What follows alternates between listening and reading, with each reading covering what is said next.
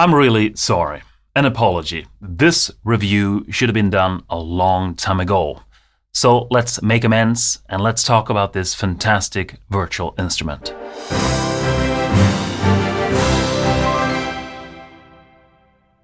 Hi there, this is Sam with Second Tier Sound. Really nice to see you here. So what is the instrument that I'm talking about? Well, it's the Pathfinder Cello by Ben Osterhouse. I actually knew about this instrument about a year ago. Ben included me in a beta testing. He wanted to see what people thought about it and if there needed to be any changes. And I really liked the instrument and I thought I have to make a review of this. In fact, Ben never asked me to make a review. He's not sponsoring me, he has no say. I just think this is an excellent instrument and you should be aware of Ben if you're not. I've already made 2 reviews of some of his other instruments, and this is also an excellent instrument. Sorry to give it away, but let's go into it. Let's check out the interface. That's a little bit more complicated this time, and let's see how it sounds. So here it is, the Pathfinder Cello. Let's briefly listen to it before we go deep into the interface.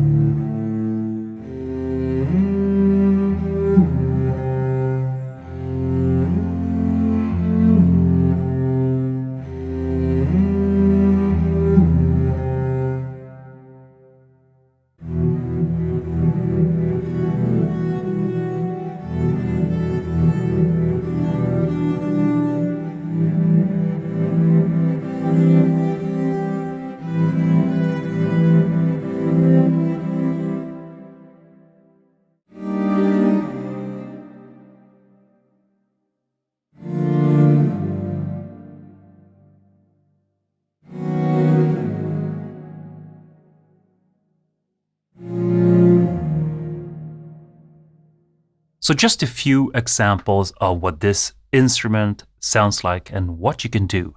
You can obviously do so much more. So let's take a deeper look into the interface. The first thing we're going to do here is actually to show you there's a tempo sync here. This is matching your DAW. So if I hold down the chord, you can obviously speed it up or half as fast.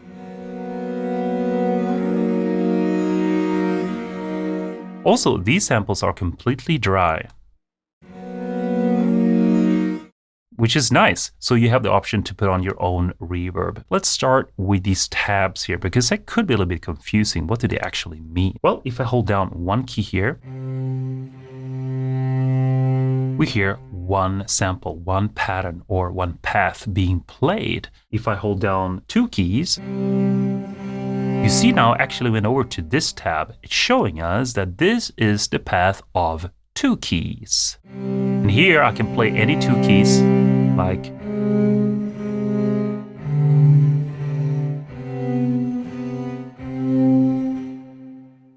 so on. And when I play 3 keys, it's the same thing.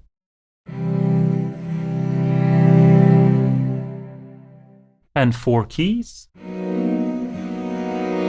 And you see, so it shows us basically what pattern in a way are you choosing. In this instance, all of these are having the same pattern going on. Well, let's click on this pen here and we'll have access to different paths that we can use. And again, as you see, all these are the same. So no matter how many keys or notes I hold down, I get the same pattern, but they could be different. So let's load actually a user preset here that is empty. Nothing's going on here. These presets here are amazing, but just beware that if you do any changes to these, they are permanent. So that's why it's good to have user presets so you can make your own. And all right, user presets, here we are, and here it's empty, right? So if I hold down any key, one or several, I hear nothing, right? Because there's nothing put in these tabs. So let's just load this simple one here and we'll get this note again. And if I hold down 2, nothing, right? Because we haven't selected anything. So let's do that as well. And now you see, even if I hold down 2 keys, I still only hear 1 note. Why is that? Well, I actually haven't selected 2 notes. Now we can hear them both. But this is important. Why? Because you could actually decide that depending on how many notes you hold down, you can have different things happening. Not just the same pattern, but you can have different patterns. So let's say we're going to change this one by selecting it, clicking it here, to that one. So if I play 1 key, get this pattern, 2 keys, get something else. Let's do something completely different on 3 keys here. Let's do that one, this one, and that one. Let's try that. 3 keys. So this is fantastic because then you can have different variations, not just on different presets that you load here and select with your key switches, but also actually different behavior depending on how you press the keyboard. I love this. To actually create a full pattern, you have to program all of these tabs. I mean, you don't have to, but you should, because let's say you suddenly have 4 notes in a chord and you haven't programmed it, then suddenly it will be completely silent. So to actually program all these tabs, it's not a lot of work, but it's a little time consuming. And that's why it's so great that Ben has all these fantastic presets here. They're really, really good. So let's look at this a little bit deeper. Let's look at this pattern here. What else can we do with it? Well, I can obviously change all these patterns, but not just down here, but also how they behave. I can take this one and change the speed.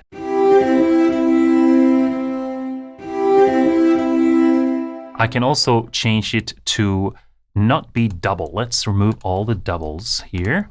And that means that it's just 1 single player on each of these paths. Before it was double, so 2 player, a little bit fatter sound, and if we have double off, it sounds a little bit more solo purist. A little bit different there. Let's remove that one back to normal speed. I can also change the movement. So if I click plus, it's now going up instead. You see?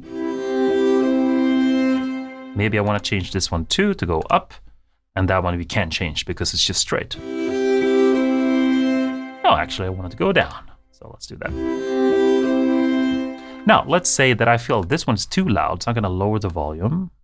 And I'm going to raise the volume of this one quite a bit. Oops, all right, there we go. And I'm going to lower the volume of that one. And this top one, I'm going to pan a lot to the left here. So now I've already started to create arrangements, and this is cool. This is based on the path itself. So each of these tabs and presets, they can be all different. You can see how many possibilities you have.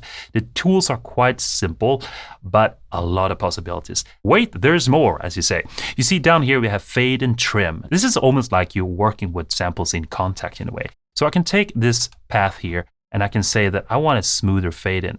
Maybe I want it to start a little softer, or a smoother fade out. But not only that, I can actually say where's sample gonna start. So if you look closely here, as I move down here, you will see that it's changing. So you can see visually where this thing is happening. And obviously I can do that with the end as well.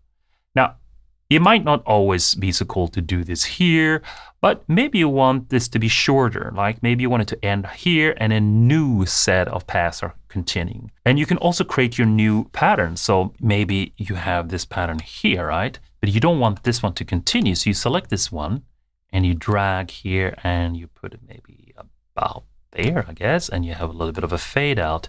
And see, now you have created a new pattern. Let's listen to that. This one, actually, we have to raise the volume a little bit. There we go.